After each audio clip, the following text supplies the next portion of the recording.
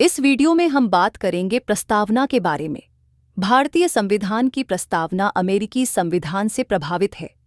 ये भारतीय संविधान की मूल कुंजी है, जिसमें संविधान के मूलभूत आदर्शों एवं उद्देश्यों का वर्णन है।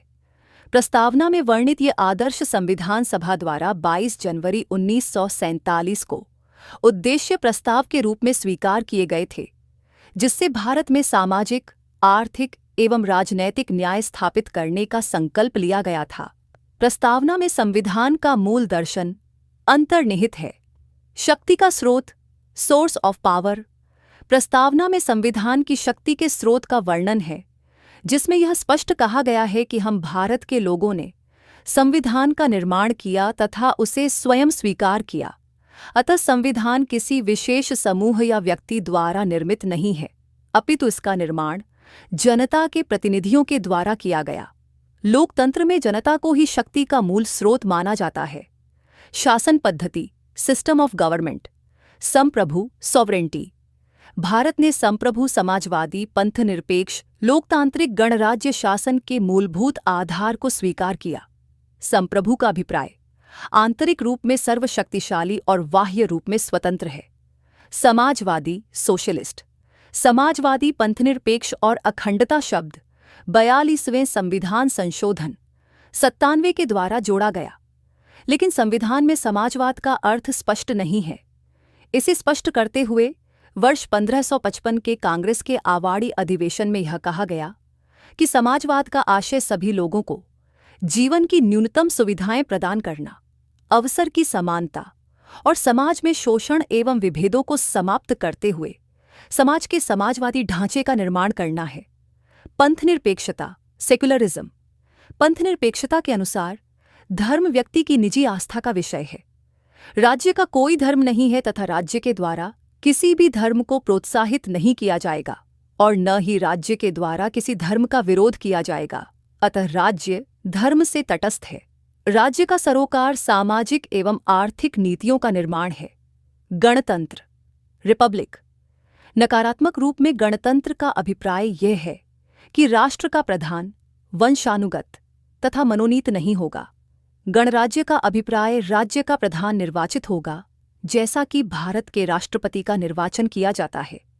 गणतंत्र का व्यापक अभिप्राय यह भी है कि भारत का प्रत्येक नागरिक राष्ट्रपति पद अथवा सर्वोच्च पद के लिए निर्वाचन में भाग ले सकता है। प्रस्तावना संविधान का भाग। प्रस्तावना संविधान का भाग नहीं है। बेरूबारी। पश्चिम बंगाल राज्य का एक भूभाग है, जिसे भारत सरकार के द्वारा पाकिस्तान को सौंपने का समझौता हुआ था, परंतु इस समझौते का आम जनता के द्वारा विरोध किया गया और उच्चतम न्यायालय में याचिका दायर की गई, जिसके द्वारा याचिकाकर्ता ने यह आरोप लगाया कि समझौते में प्रस्तावना की भावना का उल्लंघन किया जा रहा है, क्योंकि प्रस्तावना में आम लोगों को शक्ति का मूल स्रोत बताया गया है। इसलिए बेरूबारी को पाकिस्तान को सौंपने से पहले जनमत संग्रह होना चाहिए, जिसे न्यायपालिका ने अस्वीकार कर दिया। न्यायपालिका के अनुसार संसद में संविधान संशोधन के द्वारा भारत के किसी भूभाग को विदेशी सरकार को सौंप सकती है, जिसके लिए जनमत संग्रह की आवश्यकता नहीं है। परंतु केशवानंद भारतीयवाद 1963 में न्यायपालिका ने बेरूबारी के निर्णय को पलट दिया। प्रस्तावना को संविधान का अभिन्न भाग माना, क्योंकि प्रस्तावना में आदर्श एवं उद्देश्य का वर्णन है, जो भारतीय संविधान की मूल आत्मा है। प्रस्तावना एवं मूलभूत ढांचा, प्रीएम्बल एंड बेसिक स्ट्रक्चर। वर्ष 1973 में उच्चतम न्यायालय ने केशवानंद भारतीयवाद के ऐतिहासिक निर्णय में यह कहा कि संसद अनुच्छेद 368 में उल्लिखित प्रक्रिया एवं शक्ति के द्वारा संविधान के सभी भागों का संशोधन नहीं कर सकती। संसद के द्वारा संविधान के मूलभूत ढांचे का संशोधन नहीं किया जा सकता तथा मूलभूत ढांचे का निर्धारण न्यायपालिका के द्वारा होगा। उच्चतम न्यायालय के द्वारा सरकार का लोकतांत्रिक, गणतांत्रिक स्वरूप एवं पंथनिरपेक्षता को संविधान का आधारभूत ढांचा घोषित किया गया है।